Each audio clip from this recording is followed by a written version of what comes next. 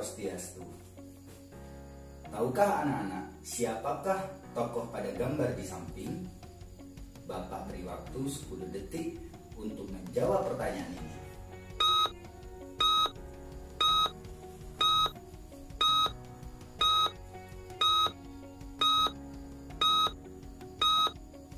Baik, waktunya sudah habis. Jika anak-anak menjawab tokoh tersebut adalah Cornelis de Houtman, maka jawaban anak-anak adalah benar. Cornelis de Houtman adalah tokoh pelaut Belanda yang pertama kali datang ke Nusantara, tepatnya berlabuh di Banten pada tahun 1596. Adapun tujuan kedatangan Belanda ke Indonesia adalah untuk mencari rempah-rempah yang akan dijual di pasaran Eropa.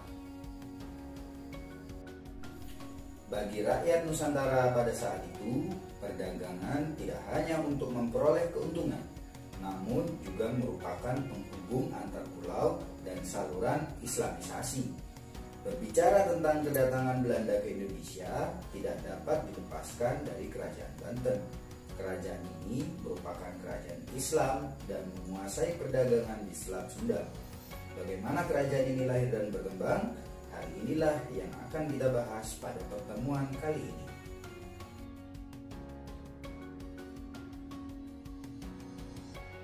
Seperti yang kita ketahui, Banten adalah kerajaan Islam yang didirikan oleh Sunan Gunung Jati melalui penaklukan. Umumnya, cara ini disebut dengan cara politik.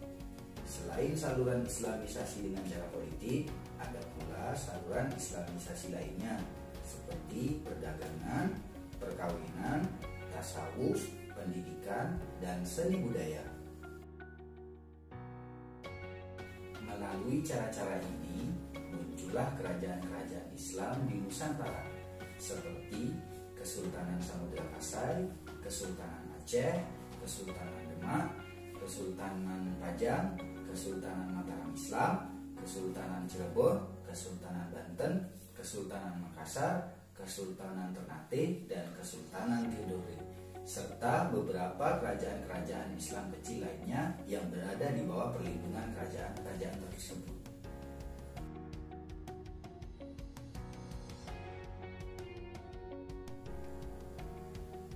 Salah satu kerajaan Islam Nusantara adalah Kerajaan Banten yang terletak di Tapak Pasundan, Provinsi Banten saat ini. Pada mulanya, Kerajaan Banten merupakan wilayah bawahan Kerajaan Demak, sehingga kerajaan ini didirikan dengan tujuan untuk meluaskan pengaruh Kerajaan Demak di wilayah Jawa bagian barat, terutama untuk mensiarkan agama Islam, menjadikannya pangkalan militer dan kawasan perdagangan, serta mengantisipasi terrealisasinya perjanjian antara Kerajaan Sunda dan Portugis pada tahun 1522 Masehi. Raja pertama Kerajaan Banten adalah Maulana Hasanuddin, yakni anak dari Syarif Hidayatullah atau Sunan Gunung Jati. Penaklukan Banten dipimpin oleh Maulana Hasanuddin dan beliau mendirikan keraton di Surusuan. Kemudian keraton ini kelak menjadi pusat pemerintahan Kerajaan Banten. Selanjutnya, Maulana Hasanuddin melakukan perluasan wilayah hingga ke Lampung pada 1530. Pada tahun 1570, Maulana Hasanuddin wafat dan digantikan putranya, yakni Maulana Yusuf. Pada masa Raja Maulana Yusuf inilah Pajajaran sebagai kerajaan Hindu-Buddha yang terakhir di tanah Jawa pada tahun 1579 berhasil ditaklukkan, sehingga memperkokoh kedudukan Banten di Jawa bagian barat. Pada tahun 1580, Maulana Yusuf wafat dan digantikan oleh putranya, yakni Maulana Muhammad. Pada masanya, untuk memperkokoh penguasaan perdagangan, beliau mencoba menguasai Palembang pada 1596. Namun ekspedisi ini gagal dan beliau gugur dalam pertempuran tersebut. Meski begitu, Banten telah memiliki kedudukan yang kokoh atas perdagangan di Selat Sunda. Pada tahun 1596, Kerajaan Banten selanjutnya dipimpin oleh Pangeran Ratu bergelar Sultan Abu Al-Mufakir Mahmud Abdul Qadir. Beliau diangkat sebagai seorang sultan pada usia 5 bulan, sehingga pemerintahannya diwakilkan pada Mangkubumi dan ulama. Pada masanya juga Cornelis de Houtman pertama kali berlabuh di Pelabuhan Banten. Puncak kejayaan Kerajaan Banten adalah pada masa Sultan Ageng Tirtayasa atau Pangeran Surya.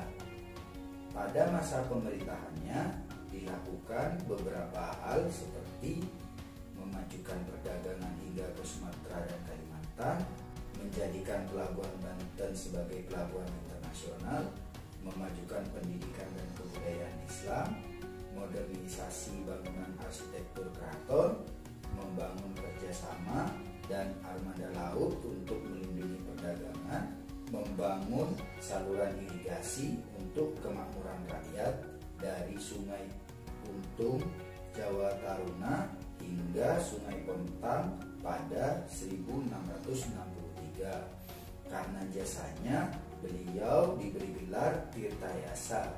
Tirta yang artinya air dan yasa yang artinya merencanakan atau membangun.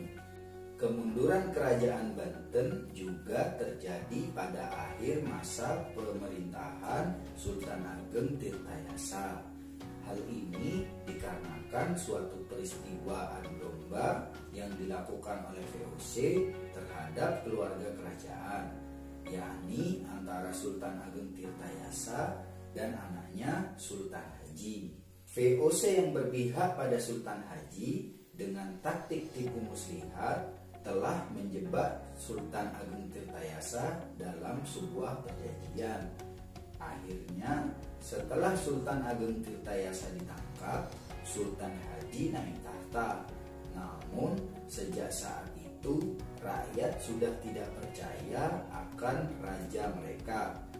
Adapun alasan lain juga dikarenakan VOC yang selalu ikut campur urusan kerajaan serta perang perebutan Selat Sunda dengan VOC membuat Pelabuhan Banten menjadi tidak aman. Demikian materi kita kali ini.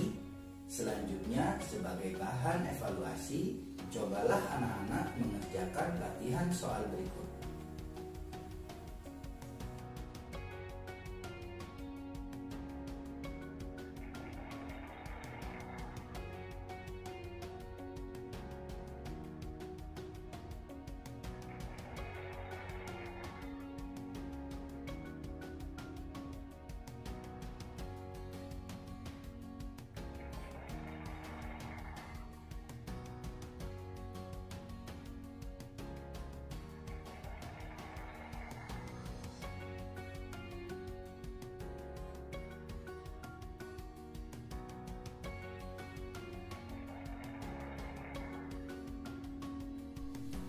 Demikian materi kita hari ini.